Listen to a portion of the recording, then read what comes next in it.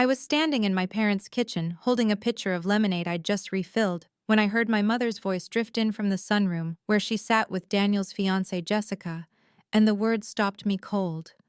Emma won't amount to anything, dear. We've made peace with that. The pitcher felt suddenly heavy in my hands as Jessica murmured something I couldn't quite hear, and my mother continued, her tone carrying that particular blend of disappointment and resignation I'd known my entire 32 years. Daniel has always been our driven one, our success story. Emma tries, bless her, but she's never had his ambition.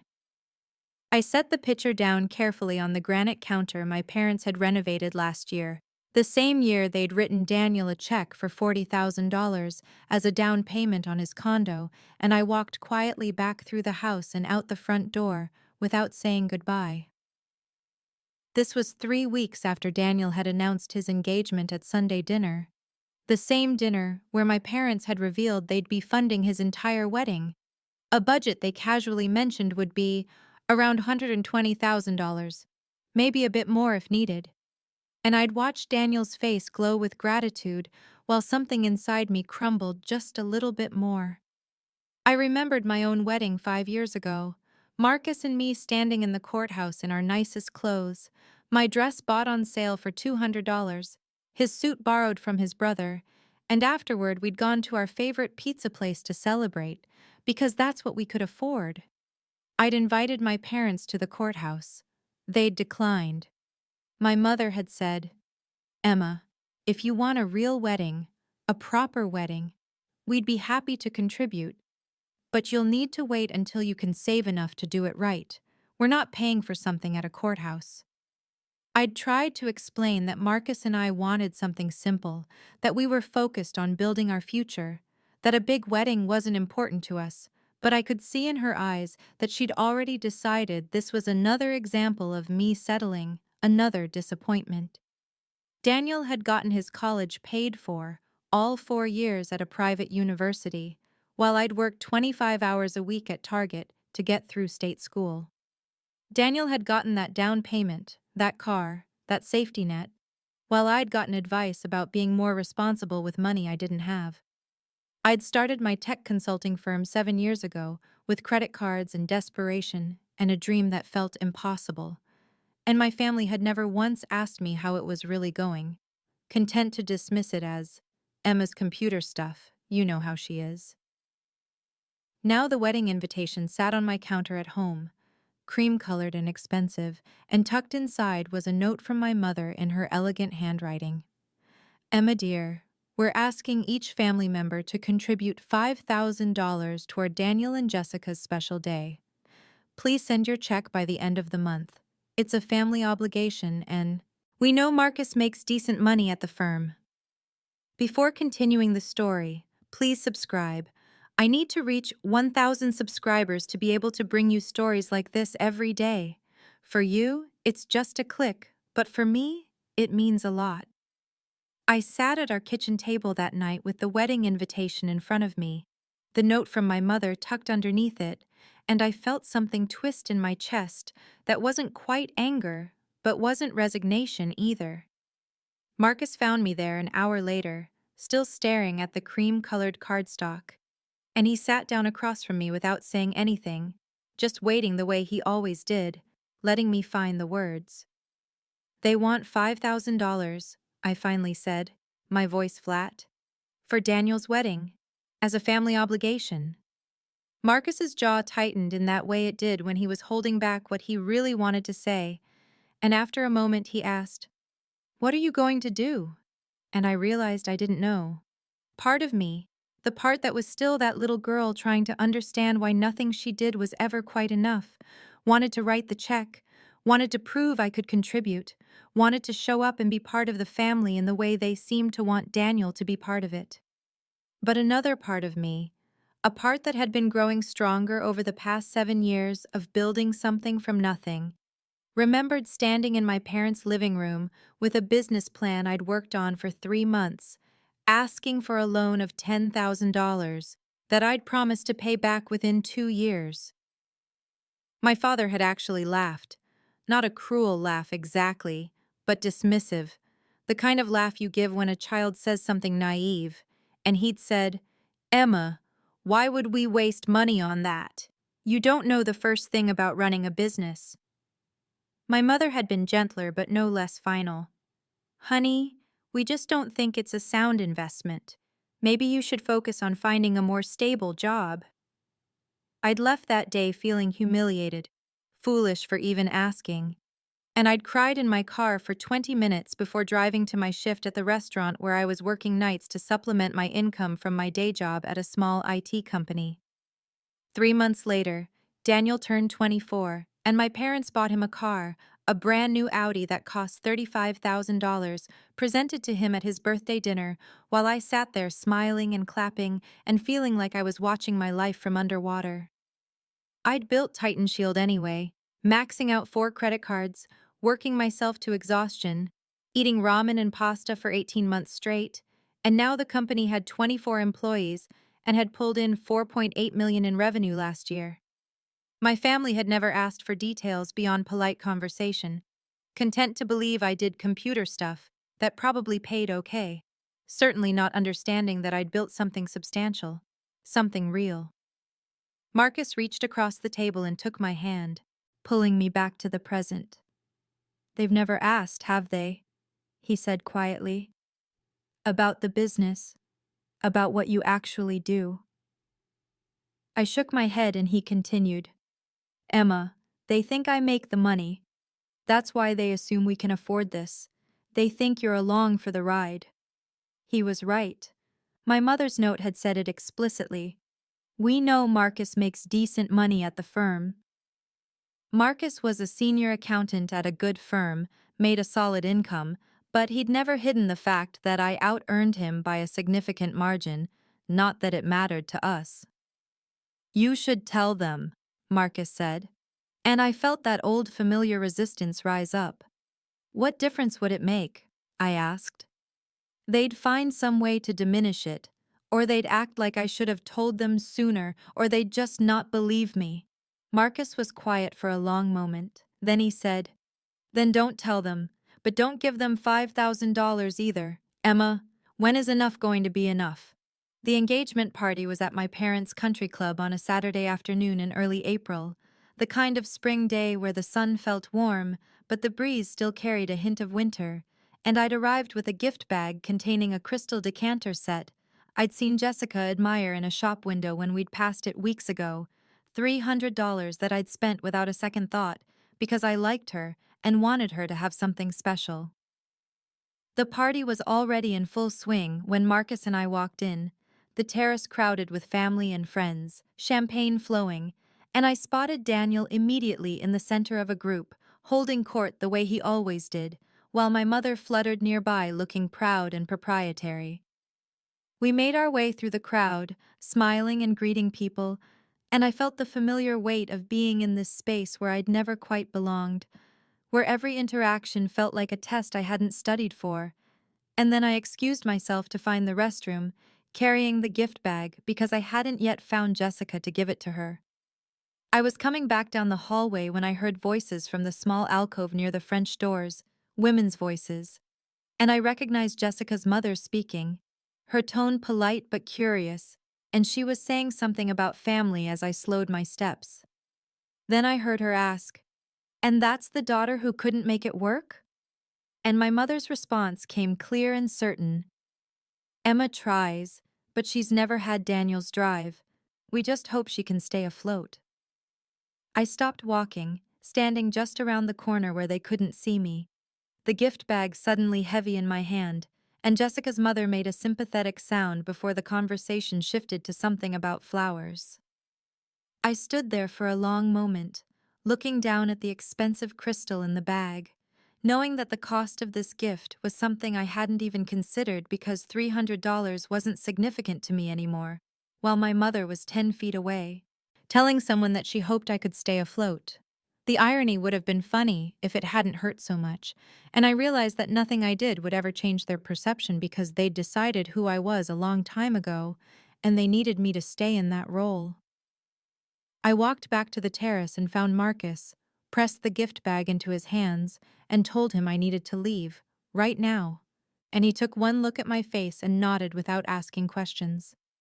We said our goodbyes, claimed a headache, and drove home in silence while I stared out the window and tried to understand why I kept hoping for something that was never going to come. That night, Marcus found me sitting on our bedroom floor crying, really crying in a way I hadn't let myself cry in years, and he sat down next to me and pulled me against his chest and just held me while I fell apart.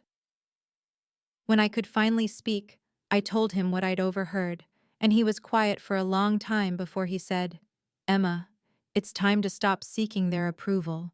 It's killing you, and they don't deserve the power you're giving them." I nodded against his shoulder, knowing he was right, but not knowing how to let go of that need. And then he said, "I have something to show you." And he went to his office and came back with a folder. And when he opened it, I saw pages of notes, dates, and dollar amounts.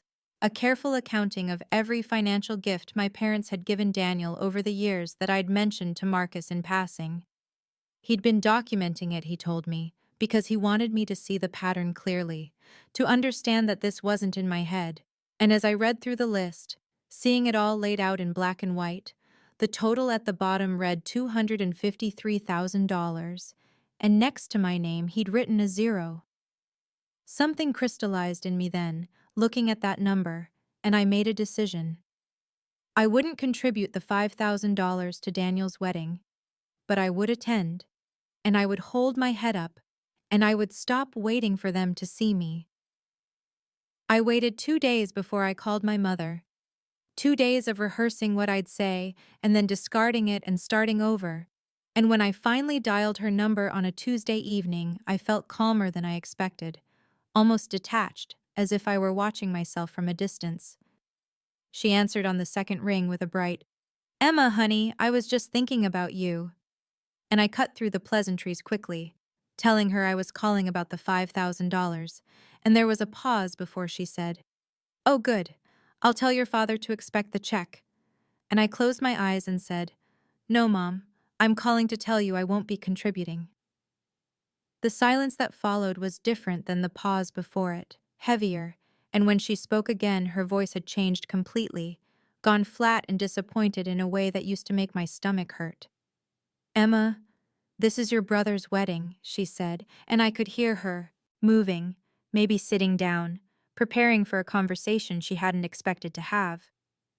"I know it is," I said, keeping my voice steady, and she continued as if I hadn't spoken.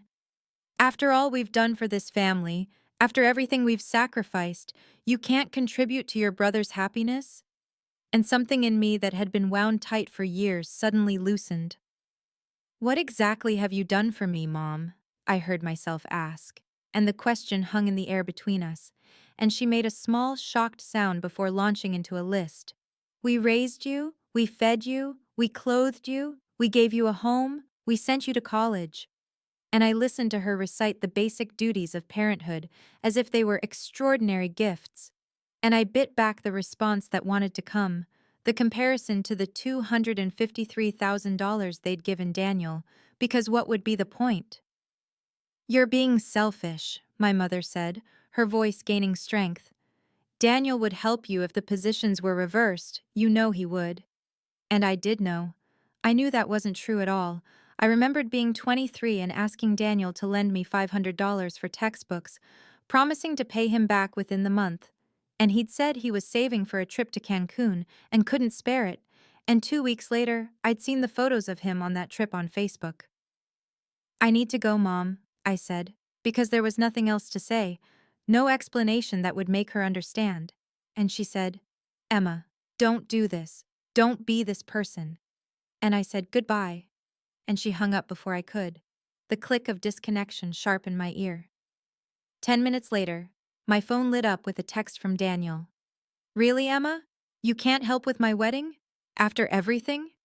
And I stared at the words, "after everything," and wondered what everything he thought existed between us, what ledger he was keeping that showed him as someone who'd earned my help. I turned my phone off completely and found Marcus in his office.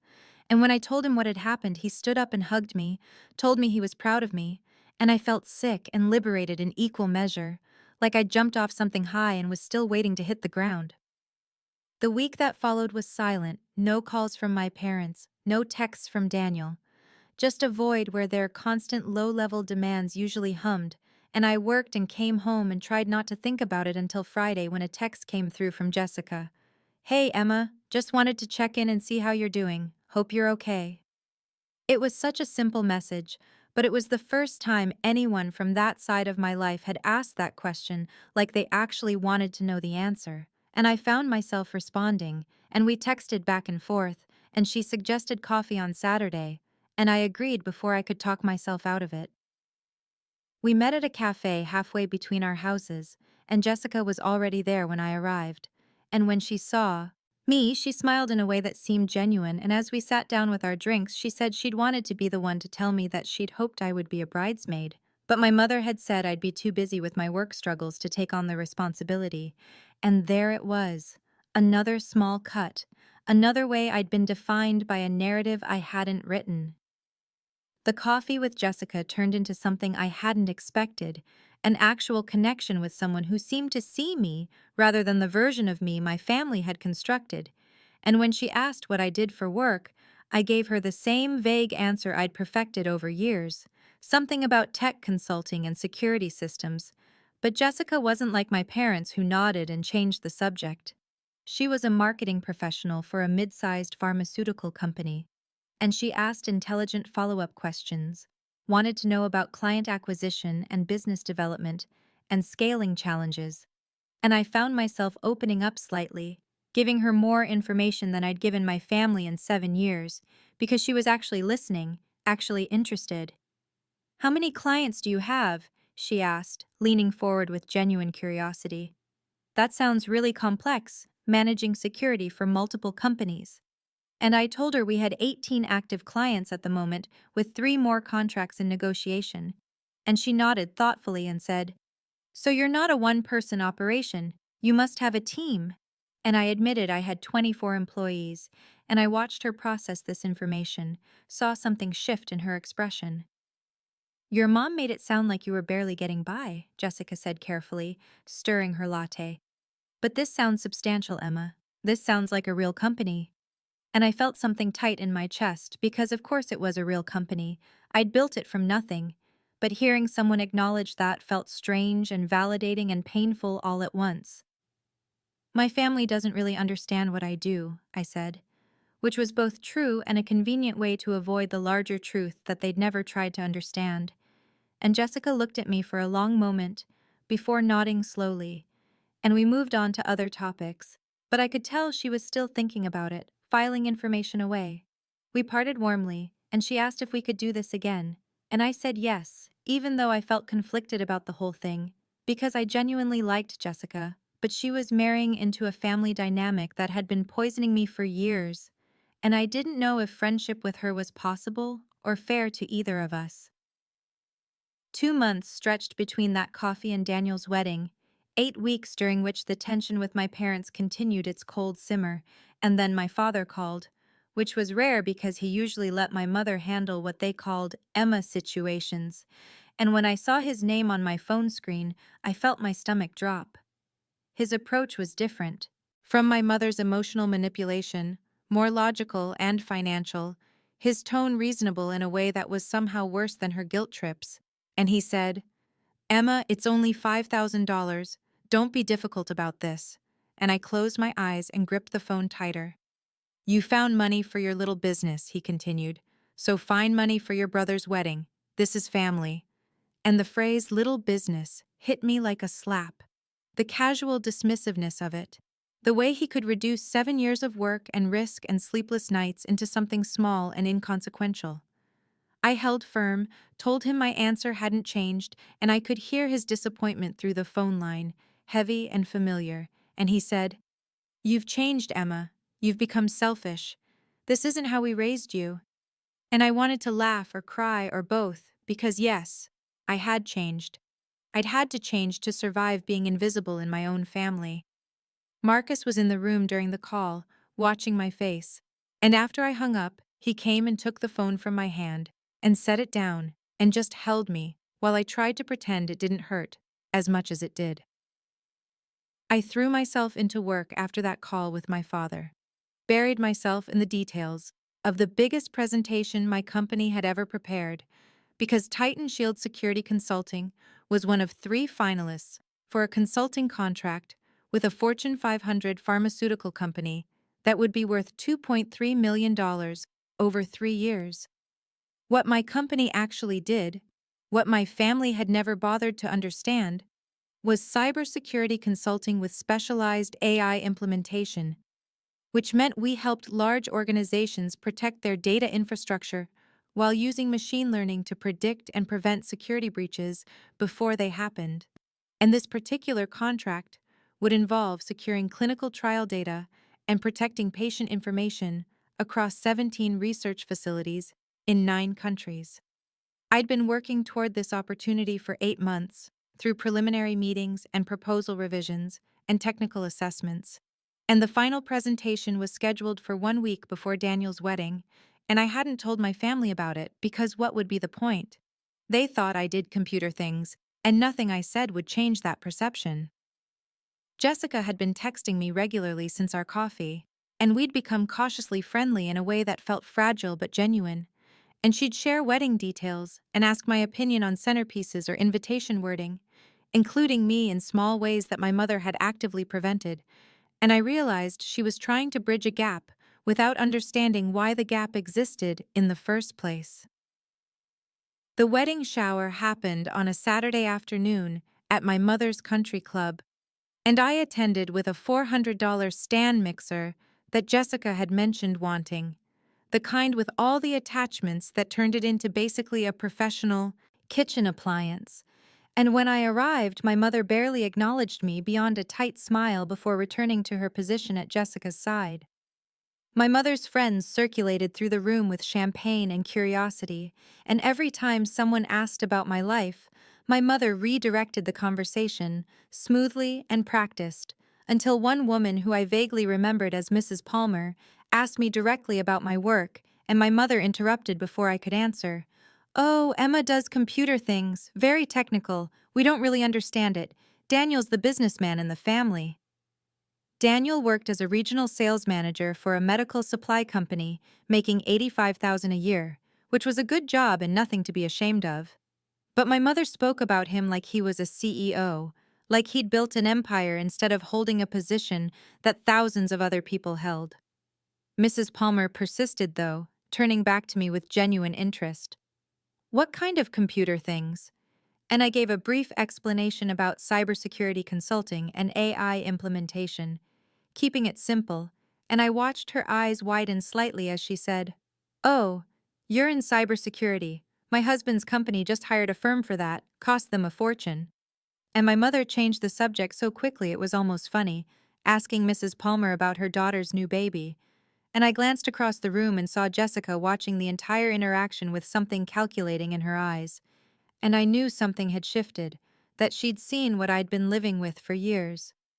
After the wedding shower ended and guests began filtering out toward the valet station, Jessica caught my arm gently and asked if we could talk privately, and something in her expression made my stomach tighten because I could see she'd been thinking, processing, and I followed her to a quiet corner of the country club terrace where we could see the golf course rolling away in perfect manicured waves. "Can I ask you something?" she said, and then added quickly, "And will you be honest with me?" And I nodded warily, because I didn't know what was coming, but I could sense it mattered. "What exactly does your company do?" Jessica asked, her voice careful and direct. Like, the actual name of it, and what you actually do, not the vague version. And I hesitated, because this felt like a threshold I couldn't uncross once I stepped over it. But she continued before I could answer. "I'm not asking to be nosy, Emma. I'm asking because nothing adds up. Nothing has added up since I met you." She started listing things then.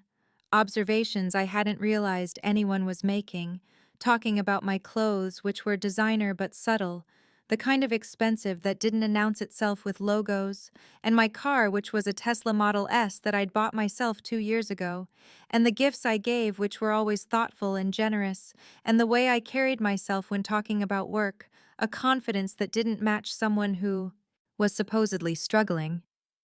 Your family talks about you like you're barely staying afloat, Jessica said. But you're clearly not, Emma. You're clearly doing well.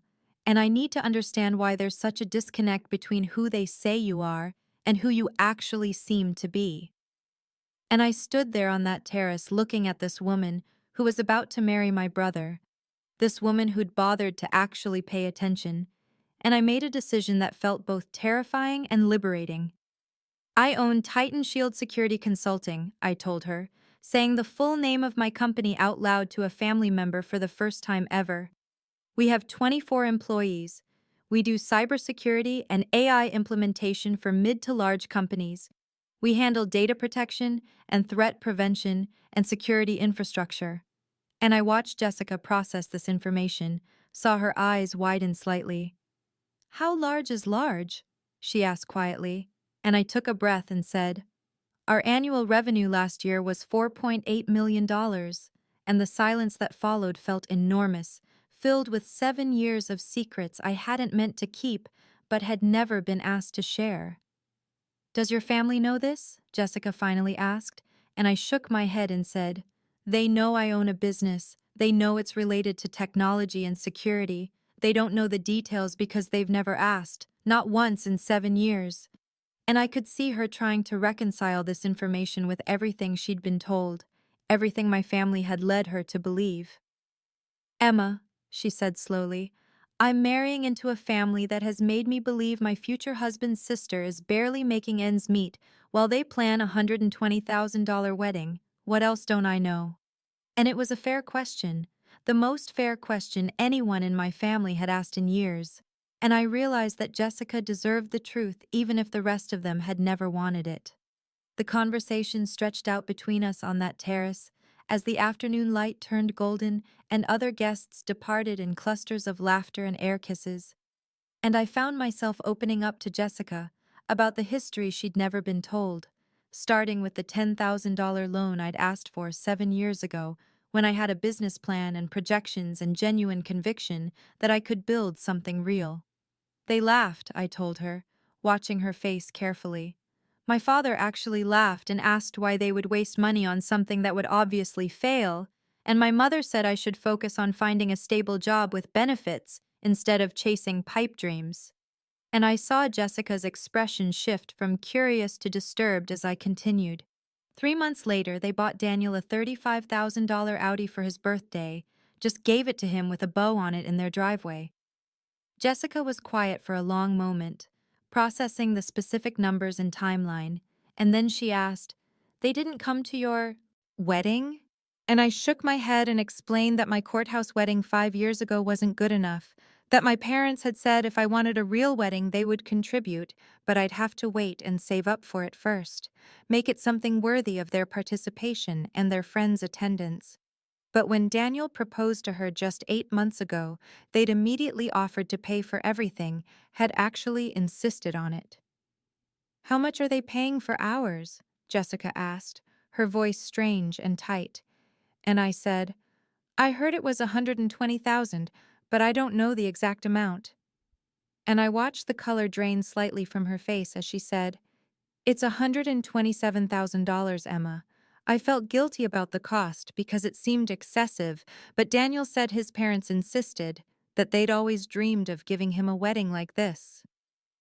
I stayed silent then, letting her process the implications, watching her piece together the pattern that had shaped my entire adult life, and she said quietly, the $5,000 they wanted you to contribute, the amount that caused all this tension, Daniel told me you refused because you don't support his happiness, because you've always been jealous of him. I took a breath and said, I refused because 7 years ago, I asked them for $10,000 as a loan I would have repaid with interest to start my business, and my father laughed at me, and then 3 months later, he bought Daniel a car that cost 3.5 times what I was asking to borrow. and saying it out loud to someone who actually listened felt like lancing a wound that had been infected for years. Jessica stood up abruptly and paced to the terrace railing and back, her hands moving restlessly. And then she sat back down and said, "I need to think about this. I need to process what you're telling me, because I don't know what to do with this information." And I told her I wasn't trying to ruin anything, that she'd asked for honesty, and I was giving it to her. And she looked at me with something like anguish in her eyes and said, "I asked because I like you, Emma. I genuinely like you. And I couldn't reconcile who you seem to be with who your family says you are, and now I know why. Now I understand that they don't actually know who you are at all." We parted ways after that with an awkward half-hug, and I drove home uncertain whether I'd made things better or worse, whether honesty had been the right choice, or whether I'd just complicated Jessica's life in ways she didn't deserve. And for 3 days, I heard nothing from her. No texts about centerpieces or playlist suggestions, just silence that felt heavy with consequence. Then, on the fourth day, my phone lit up with a text from Jessica that said simply, "Can I tell Daniel what you told me?"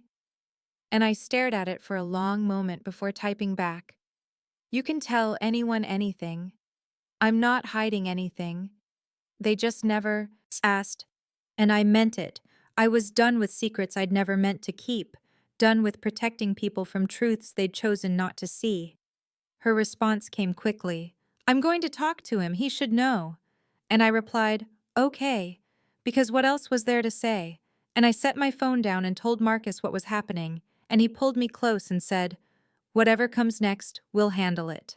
And I believed him because he'd been handling it with me all along, witnessing and supporting and never once doubting my worth the way my family had.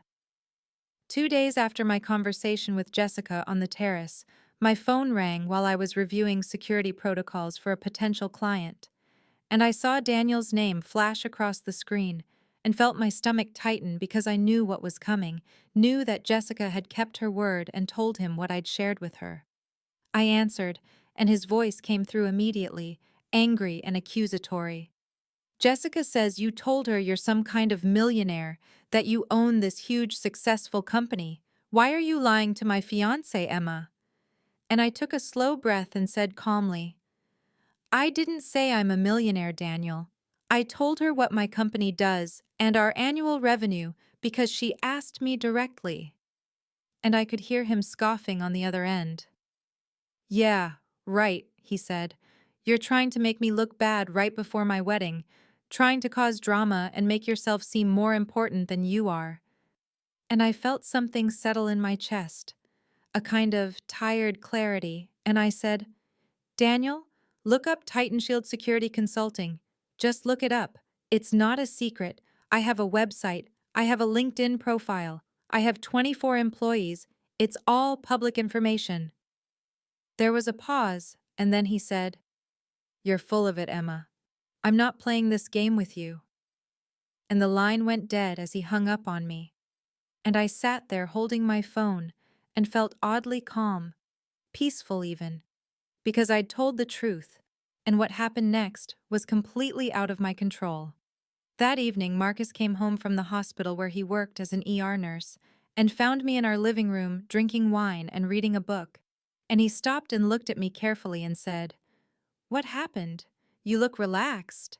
And I smiled and told him, "I think I finally stopped caring what they think," and explained about Daniel's call, about his refusal to even look up my company, his immediate assumption that I was lying. Marcus sat down next to me and pulled me close and said, "Good. It's about time." And we were sitting there peacefully when my phone rang again, and I saw it was my father, which was unusual because he rarely called me directly, preferring to let my mother handle what they both thought of as Emma situations. I answered, and his voice was tight with anger. "What are you telling Jessica? Daniel called us very upset, says you're making up stories about being wealthy, about owning some big company." And I said simply, "I told her, the truth about my business, Dad, that's all." He made an exasperated sound and said, "Your business, Emma, stop exaggerating, it's embarrassing. You need to stop telling people these stories." And I felt Marcus squeeze my hand supportively as I said, Dad, have you ever once asked me specifics about my company, about revenue or clients, or how many employees I have? There was silence, and then he said dismissively, I know enough. You do at work. You fix computers or whatever. And I closed my eyes and said clearly, I own a cybersecurity consulting firm. We had $4.8 million in revenue last year. We're finalists for a $2.3 million contract with a Fortune 500 company, and I employ 24 people. The silence on the other end stretched so long I thought he'd hung up. But then he said, You're lying, Emma. I don't know why you're doing this, but you're lying. And I said tiredly, Look it up, Titan Shield Security Consulting. I'm listed as founder and CEO.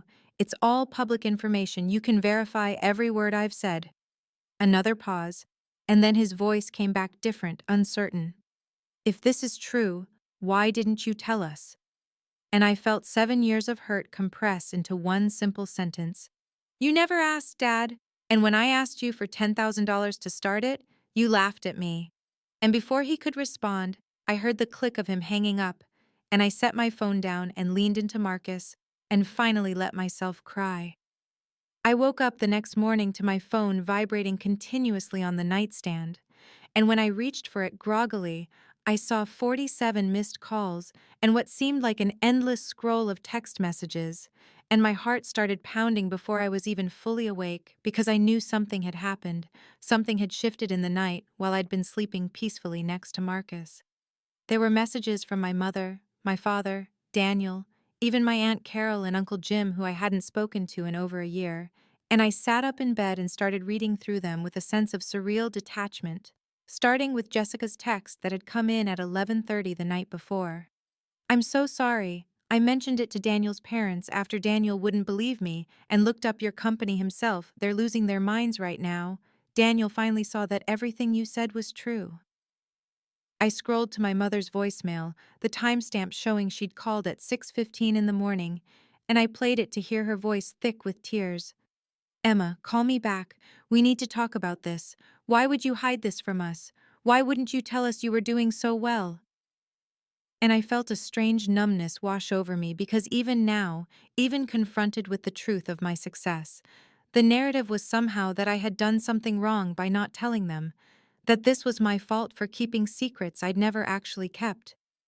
Daniel's text was more direct and somehow even more infuriating. Seriously? You've been rich this whole time and let us think you were struggling? That's messed up, Emma. And the audacity of that take, the absolute gall of him making himself the victim in this situation, staggered me so completely that I just stared at my phone for a long moment, unable to formulate any response at all. Marcus stirred next to me and asked what was wrong, and I showed him the phone without speaking, and I watched his expression darken as he read through the messages, and then he said firmly, Don't respond to any of them. Not today. You have your presentation. And I realized he was right. Today was the Fortune 500 presentation, the meeting I'd been preparing for months, and I could not let my family's dysfunction derail the most important business opportunity of my career. I got up and went through my morning routine mechanically, put on my best suit, the charcoal gray one that made me feel powerful and competent, and I turned my phone completely off and left it in my car and told my assistant Priya that I was unavailable for anything except absolute emergencies. And then I walked into that conference room with my team and I let everything else fall away. The presentation lasted 90 minutes, and I was in my element completely, explaining our security protocols and AI implementation strategies, fielding complex technical questions from their IT director, demonstrating our risk assessment methodology with specific case studies, and I could see the client team growing more impressed as we progressed through each section, their body language shifting from polite attention to genuine engagement. My team backed me up perfectly. Chen from operations smoothly explaining our deployment timeline, Sarah from development walking through the technical architecture, everyone professional and prepared and brilliant. And when we finished, the senior vice president, a woman named Patricia Hoffman, who had a reputation for being extremely demanding, said, Ms. Chen, I'll be direct because I don't believe in wasting anyone's time.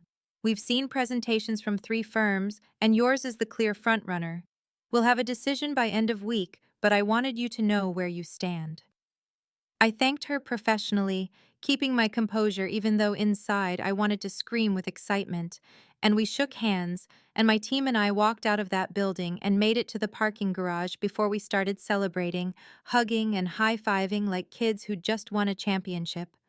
Back at the office, we ordered lunch for everyone, and I gave an impromptu speech thanking the team for their incredible work, and I felt proud, genuinely proud of what we'd built together. And I remembered why I did this, why I'd worked those insane hours and maxed out those credit cards and believed in myself when no one else did. Because this mattered. This was real. This was mine. I turned my phone back on around 3 o'clock and watched it immediately explode with notifications, more messages, more voicemails, the family crisis continuing without my participation. But there was one message that stood out from Jessica. "Can we talk? Just us? Coffee tomorrow?" And I texted back simply, "Yes, 10 a.m., same place as before." And she responded immediately with a thumbs up emoji.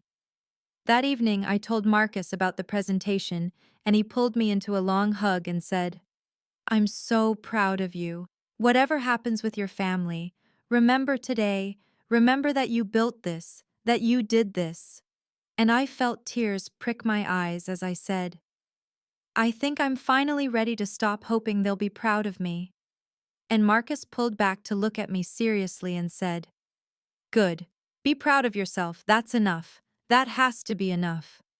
And I nodded because I knew he was right. I knew that I couldn't keep seeking validation from people who were determined not to see me clearly. And something inside me that had been clenched tight for years finally began to loosen and let go. I met Jessica for coffee the next morning at the same place we'd been before, and when I walked in, I saw her already sitting at our usual table looking exhausted, dark circles under her eyes, and her normally perfect hair pulled back in a messy ponytail, and she looked up at me with an expression that was equal parts frustration and sadness, and said, "Daniel and I had a huge fight last night. Well, several huge fights, actually." And I sat down across from her and just listened as she continued. "He kept saying you hid your success from everyone, that you deliberately let us all think you were struggling, and I pointed out that you told me everything in one conversation after I asked you directly, which means he's never once asked you about specifics in years," Jessica said, and I could see her hands trembling slightly as she wrapped them around her coffee cup. "Then his parents came over, your parents, I mean, and Emma, the way they talk about you when you're not there." She trailed off and looked at me with something like pity, and I said quietly, "I know, I've overheard enough over the years." And she nodded slowly. "Your mother keeps saying you should have told them, that you kept it secret on purpose, and I asked her point blank, when was the last time she asked you about work specifically, not just a general how are things question, and she couldn't answer. She just kept changing the subject," Jessica said. And then she leaned forward and added, "Your dad is angry, Emma. Not happy for you or proud, just angry, like you've done something wrong by being successful without their knowledge or permission." I nodded because that was exactly what I'd expected, exactly the reaction I'd known would come if they ever found out the truth, and I said, "That's why I stopped trying, that's partly why I didn't correct their assumptions." And Jessica asked, "Is that why you didn't tell them? Because you knew they'd react like this?" And I considered the question carefully before answering. "Partly that," I admitted, "but mostly I just gave up trying to make them see me, really see me as I actually am. Because it hurt less to let them think whatever they wanted than to keep hoping they'd care enough to ask." And Jessica was quiet for a moment, processing that, and then she said something that made my stomach drop. "Daniel wants you to contribute $20,000 to the wedding now since you can afford it." I actually laughed. I couldn't help it. A bitter sound that surprised even me, and I said, "Of course he does. Of course now that he knows I have money he wants more of it." And Jessica said quickly, "I told him absolutely not. I told him it's insane that his parents gave him everything and you nothing. And now he expects you to give him more." We're fighting about postponing the wedding, she continued, and her voice cracked slightly. I'm not sure I understand who I'm marrying, Emma. I thought I knew him, but now I'm seeing things differently and I don't know what to do with that. And I felt genuinely bad because I hadn't wanted to cause problems between them, and I said, Jessica, I didn't mean to cause problems between you, that wasn't my intention. But she shook her head firmly and said, You didn't cause anything, you revealed things, that's different. These problems were already there, I just couldn't see them. We talked for a long time after that, and Jessica asked me about my journey with genuine interest, really wanting to understand how I'd built the business. And I found myself sharing details I rarely talked about: the 2 jobs I'd worked simultaneously, the credit cards I'd maxed out, the months of living on ramen and toast because every spare dollar went into the business, the fear and doubt and exhaustion that had been my constant companions for years. Where was Daniel when you were struggling like that? Jessica asked, and I said simply, living in the condo my parents bought him. And I watched her face change, watched something harden in her expression as she said slowly, The condo they bought, Emma, he told me he saved for years for that down payment, that it was proof of his financial discipline. And I realized this was another lie revealed, another crack in the foundation of what she thought she knew about the man she was going to marry. I sat there watching Jessica process this information, and I realized that Daniel had built his entire adult life on a foundation of parental support, while taking credit for achievements that weren't entirely his own. And Jessica was piecing together her own revelations about the man she thought she knew. And she said quietly, almost to herself, What else has he lied about? And I felt uncomfortable because I hadn't meant to dismantle her relationship. I'd only answered her questions honestly. I don't know what he's told you, I said carefully. I only know my own experience, my own side of things. But Jessica leaned forward, intently, and said, Tell me, please, I need to know who I'm marrying. I need the full picture. And I hesitated because this felt like crossing a line, like interfering in their relationship in a way I hadn't intended. Jessica, that's between you and Daniel, I said. Those are conversations you need to have with him, not with me. But she shook her head and said, You're right, but I'm also asking for your perspective, sister, to future sister-in-law, because you've known him his whole life, and I've only known him for 2 years. I considered this, weighed my reluctance against her genuine need to understand, and finally I said, Okay, but understand these are just observations, just what I've seen. And she nodded seriously, and I continued.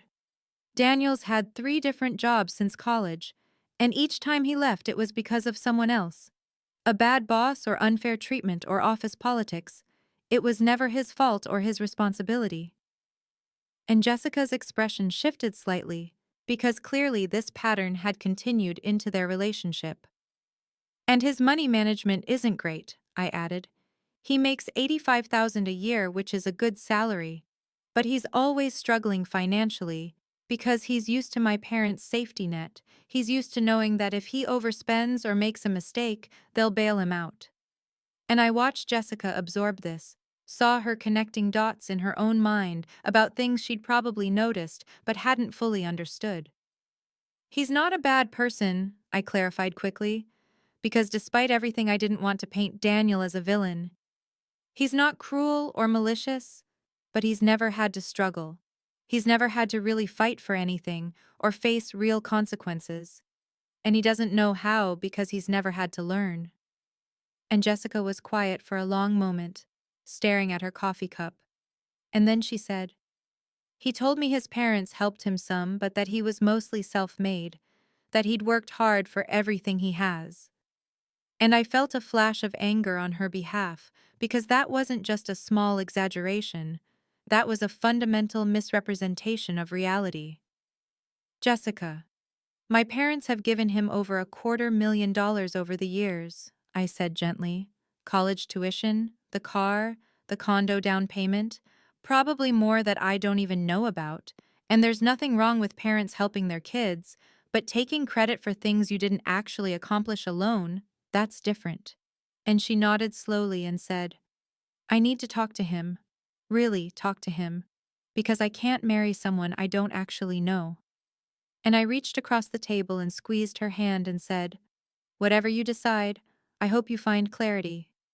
And we sat there together in that coffee shop, two women trying to navigate the complicated truths of family and love and honesty. Jessica nodded slowly and said, That's becoming very clear to me now. And then she looked at me with an expression I couldn't quite read and asked, Do your parents know about any of this? The job history? The money problems? And I shook my head and said, They see what they want to see, which is Daniel as the successful son who can do no wrong. And Jessica was quiet for a moment before saying, I told him I want to meet with a financial planner before the wedding to understand our complete financial picture, and he got defensive, said it wasn't necessary. And I felt a wave of concern for her because that was a red flag, a significant one. Jessica, I'm not going to tell you what to do, I said carefully. But if someone gets defensive about transparency before marriage, that's something to pay attention to.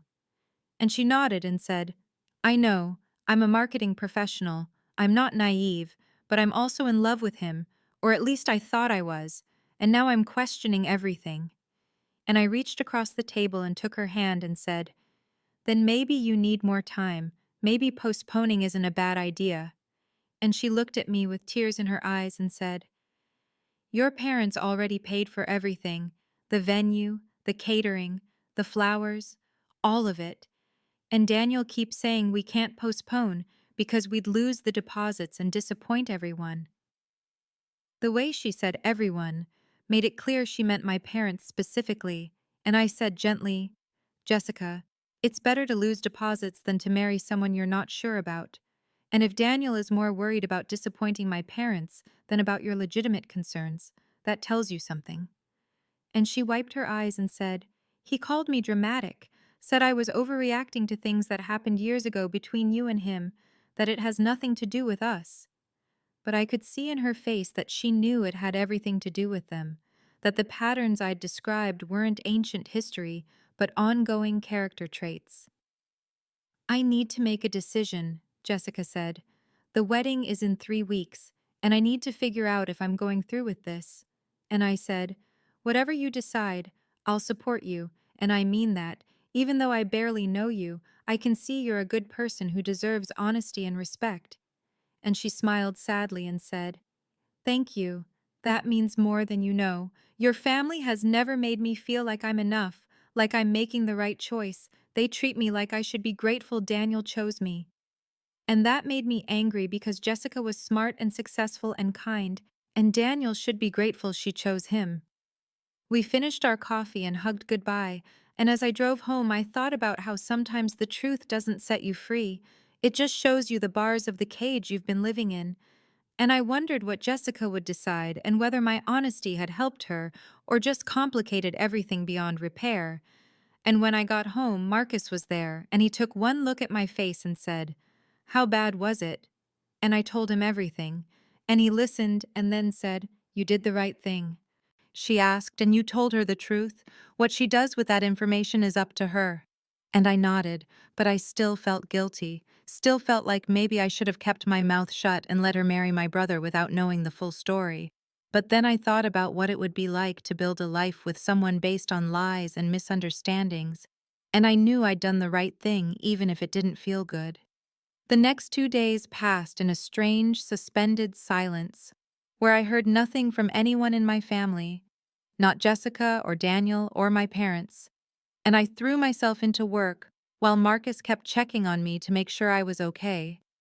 And I was okay in a way I hadn't expected, because I felt lighter somehow, like a weight I'd been carrying for years had finally been lifted even though I knew the hardest part was still coming.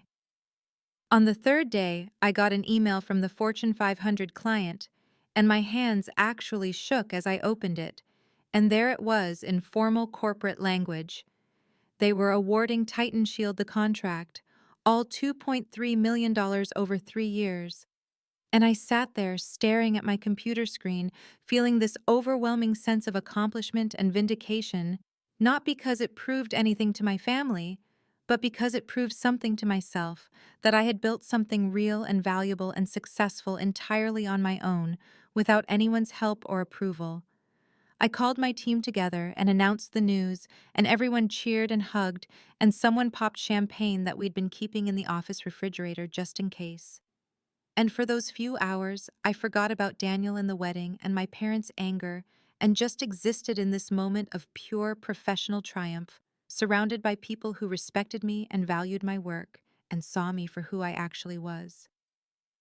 That evening, Marcus took me out to celebrate, and over dinner he said, "I'm so proud of you, you know that?"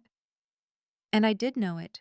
I felt it every day in the way he supported me and believed in me and stood by me even when my own family didn't. And I said, "Thank you for always seeing me, really seeing me." And he reached across the table and took my hand and said, "You're extraordinary, Emma. And I'm sorry your family can't see that. But I see it. And your team sees it. And your clients see it. And that's what matters." When we got home, there was a car in our driveway that I recognized as Jessica's, and she was sitting on our front porch steps looking small and tired. And when she saw us, she stood up and said, "I'm sorry for just showing up, but I needed to talk to you, and I didn't want to do it over text." And Marcus squeezed my hand and said, "I'll give you two some privacy," and went inside while Jessica and I sat down on the porch steps together. "I called off the wedding," she said quietly, not looking at me, staring out at the street, and I felt my stomach drop because despite everything, I hadn't wanted that, hadn't wanted to be responsible for breaking them up, and she must have seen something in my face because she quickly added, "Not permanently, just postponed it. I told Daniel we need couples counseling before I marry him, that I need to understand who he really is, and he needs to understand why he's lied about so many things." I let out a breath I didn't know I'd been holding and said, "How did he take it?" And Jessica laughed, but it wasn't a happy sound. It was bitter and sad, and she said, "Not well. He said I was being manipulated by you, that you were jealous and trying to ruin his happiness. And I told him that you'd been nothing but honest while he'd been lying to me about his financial history and taking credit for things his parents paid for." And I could see tears on her cheeks now in the porch light. "He told me he worked his way through college," Jessica said quietly, and I closed my eyes because there it was, another lie, another way Daniel had rewritten his own history to make himself look more impressive and self-made than he actually was. And I said, "Jessica, I don't want to keep telling you things that hurt you. Maybe you should have this conversation with Daniel." But she shook her head and said, "I've tried. He gets defensive and turns it around on me. Says I'm being suspicious, or that I'm letting you poison me against him, and I need to know the truth from someone who'll actually tell me." I took a deep breath and said, "Our parents paid for all 4 years of Daniel's college, tuition and room and board. He went to a private university that cost about $55,000 a year, and he had spending money. He didn't work during school. He focused on his studies and his social life." And Jessica put her face in her hands and said, "He told me he worked 2 jobs and took out loans, and that's why he understands financial struggle. He used it as an example when I was worried about our wedding costs. Told me he knew how to manage money because he'd had to fight for everything." And I felt genuinely sad for her, because I knew what it was like to believe in someone and then discover they weren't who you thought they were. "I worked 2 jobs during college," I said. "I went to state school because that's what I could afford with my partial scholarship, and I still graduated with $40,000 in student loans that I finished paying off 2 years ago. And Daniel knew that. He knew I was working while he was being fully funded, and he still tells people he worked his way through school." And Jessica looked up at me with tears streaming down her face and said, "Why would he lie about something like that? What's the point?" And I said, "Because he wants to be seen as self-made. He wants credit for building his life without acknowledging that he had every advantage, and maybe he's told the story so many times he actually believes it now." Jessica wiped her eyes and said, "I feel like I don't know him at all, like the man I fell in love with was a character he created, and I reached across and took her hand and said, "The Daniel you know might be real too. People are complicated, but you deserve to know the truth about his history and his character before you legally tie your life to his." And she nodded and said, "I asked him to go to couples counseling with me, and he said we don't need it, that we're fine, and I'm just stressed about the wedding. But Emma, we're not fine. I have serious questions about his honesty and his relationship with money and his family dynamics." And I said, "Then don't marry him yet, postpone it. Take the time you need to get real answers." And she said, "Your parents will lose all the deposits, the venue, the catering. Everything is non-refundable at this point." And I looked at her seriously and said, "Jessica, listen to me. My parents spent $127,000 on this wedding as a gift to Daniel, not to you. They barely know you. And if they lose that money because you need time to make sure you're marrying someone honest, that's their choice and their loss, not your responsibility." And something in her face shifted, like she'd been waiting for someone to give her permission to put herself first. We sat there in silence for a long moment, while Jessica processed everything I'd told her, and she looked so sad and confused and lost that I felt genuinely guilty, even though I knew intellectually that I'd done nothing wrong, that telling the truth wasn't the same as causing harm. But emotional logic doesn't always follow rational logic, and I couldn't help feeling like I'd somehow broken something that wasn't mine to break. Jessica finally said, "I need to talk to Daniel, really talk to him, not just fight, but actually sit down and have an honest conversation about all of this." And I nodded and said, "That's probably a good idea. He should have the chance to explain his perspective," even though I wasn't sure what explanation could justify the pattern of lies and omissions Jessica had discovered. But he was still her fiancé, and she loved him, and she deserved to at least hear him out before making any decisions about their future. She stood up to leave, and then hesitated and turned back to me and said, "Emma, can I ask you something? Do you think he loves me? Or do you think he loves the idea of the perfect wedding and the perfect life his parents are funding?" And the question was so raw and vulnerable that I took a moment before answering because I wanted to be honest, but I also didn't want to poison her against my brother based on my own complicated history with him. "I think Daniel is capable of love," I said carefully, "but I also think he's never really examined his own motivations or patterns because he's never had to.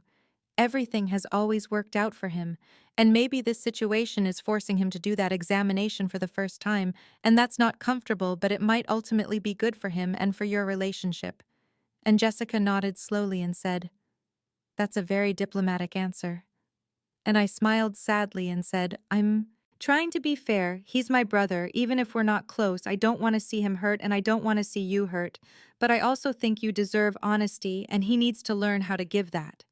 Jessica left after that, and I went inside to find Marcus had made dinner, and he took one look at my face and said, "That looked intense."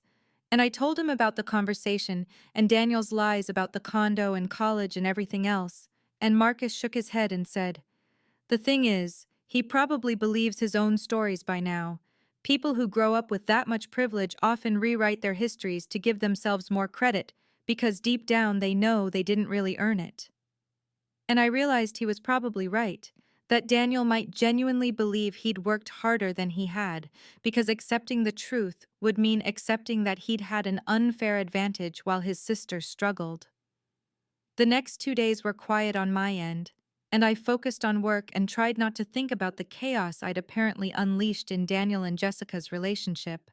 Though Marcus kept reminding me that I hadn't unleashed anything, I'd simply told the truth when directly asked, and the consequences were not my responsibility to manage. On the third day, I got an email from my client contact at the Fortune 500 company with the subject line "Contract Decision," and my heart pounded as I opened it, reading the first line that said, "Ms. Chen, we're pleased to inform you that Titan Shield Security Consulting has been selected as our cybersecurity partner." And I had to read it 3 times before I believed it, before the reality sank in that we'd won the contract. the $2.3 million contract that would transform my company and validate 7 years of brutal work and sacrifice. I called Marcus immediately, and he actually shouted with joy and said he was leaving work early to take me to dinner and celebrate properly. And then I gathered my team and told them the news and watched their faces light up because they'd worked so hard on the proposal and the presentation, and we'd done this together, built something real and valuable and successful. That evening at dinner, Marcus raised his glass and said, "To Emma, who built an empire while her family wasn't looking." And I laughed, but I also felt emotional, because he was right. I had built something substantial, something that mattered, and I'd done it without my parents' money or support, or even their belief that I could succeed. When we got home, I had 17 new messages, and I almost didn't check them, almost let myself just enjoy this victory without letting my family intrude on it. But curiosity won, and I scrolled through to find messages from my mother saying, "Emma, we really need to talk. This has gone on long enough." From my father saying, "Your mother is very upset. Call her." And from Daniel saying, "Jessica postponed the wedding. Are you happy now?" And that last one hit me hard because I wasn't happy. About it, I hadn't wanted to destroy his relationship. I just wanted to be honest when his fiancée asked me direct questions about my life. There was also a message from Jessica, longer than the others, that said, "Emma, I want you to know that postponing the wedding was my decision, not because of anything you did, but because I realized I need more time to understand who Daniel really is and what our marriage would actually look like. And I'm grateful to you for being honest with me, even though I know it wasn't easy and probably felt disloyal to your brother. But you gave me information I needed to make an informed choice about my future." I showed the message to Marcus, and he said, "She sounds like she has a good head on her shoulders." And I agreed, thinking that Jessica deserved someone who would be honest with her. And maybe this pause would force Daniel to actually examine himself and his patterns and become that person. Or maybe it wouldn't, and Jessica would ultimately decide not to marry him. But either way, it wasn't my responsibility to fix or manage. The morning after my conversation with Jessica about Daniel's lies, I woke up to find Marcus already awake and scrolling through his phone with a concerned expression that immediately made my stomach tighten because I'd been hoping for just one peaceful morning before whatever family drama came next. And when he saw I was awake, he said, "Your mother has been posting on Facebook," in a tone that told me I wasn't going to like what he was about to show me. He handed me his phone, and I read a long post from my mother that began, "It's so difficult when your children grow apart and you don't understand why," and went on to describe in vague but pointed terms how she had two wonderful children, but one had become distant and secretive, while the other remained open and loving, and how she was heartbroken that family bonds were being tested right before such a joyous occasion. And I felt my face get hot as I read it, because she was playing the victim on social media, painting herself as the confused and hurt mother when she had spent my entire adult life dismissing my accomplishments and favoring Daniel so blatantly that even his fiancée had noticed within months of joining the family. The post had 63 comments already, mostly from her friends offering sympathy and encouragement with messages like, "Stay strong," and "Some children don't appreciate their parents." And I handed the phone back to Marcus and said, "She's unbelievable." And he said, "Do you want to respond?" And I thought about it for a long moment before shaking my head, because what would be the point? Engaging on Facebook would just make me look defensive and petty, and nothing I said would change the narrative she'd constructed, where she was the wronged party and I was the ungrateful daughter. Instead, I got up and made coffee, and tried to focus on the fact that I had a business to run and a team depending on me and a potentially life-changing contract decision coming any day now. Those were the things that mattered, not my mother's Facebook martyrdom performance for an audience of her country club friends who didn't know the full story and wouldn't believe it if I told them anyway. Marcus came up behind me as I stood at the counter and wrapped his arms around me and said, "I'm proud of how you're handling this, you know that?" And I leaned back against him and said, "I don't feel like I'm handling it well. I feel like everything is falling apart. And he said, your family's dysfunction is falling apart. You're doing fine. There's a difference. And I realized he was right, that what felt like chaos was actually just the exposure of problems that had always existed, but had been hidden under a surface of polite pretense, and my willingness to accept crumbs of attention while Daniel got the full meal. I spent the rest of the day trying to focus on work, but found myself checking my phone obsessively, even though I'd told myself I wouldn't engage with the family drama anymore. And by evening, I had 32 new messages that I didn't read and 3 voicemails that I didn't listen to because I knew they would just be variations on the same theme of how I had somehow wronged everyone by being successful without their knowledge or permission. Marcus got home around 7 and found me sitting on the couch staring at my phone with an expression that must have looked lost because he immediately sat down next to me and said, "What happened?" And I said, "Nothing new, just more of the same. My family is losing their minds and I don't know how to make this better." And he took my phone gently from my hands and set it aside and said, "Emma, you need to hear this. You cannot make this better because you didn't break it. They did, over years and years of choosing Daniel over you and dismissing everything you accomplished. And now they're angry because the truth is out and it makes them look bad." I knew he was right, but something in me still wanted to fix it. Still wanted to find a way to make my parents understand and apologize and somehow rebuild a relationship that had never actually been what I'd needed it to be. And I said, what if I just talked to them, explained everything calmly, maybe if they understood my perspective? And Marcus cut me off with, they've had 32 years to understand your perspective, and they've chosen not to. Why would this time be different? And I didn't have an answer for that because he was absolutely right. My phone buzzed with another message, and Marcus picked it up to silence it, but his expression changed as he read the notification and he said, "Emma, this one is from your Aunt Margaret. You might want to read it." And I took the phone reluctantly and opened the message that said, "Emma, your mother called me crying about how you've been hiding your success from the family, and honestly, I'm confused because I've been following Titan Shield on LinkedIn for 2 years. You post regular updates about your company and your team and your achievements. If your parents didn't know the details, it's because they chose not to pay attention, not because you were hiding anything.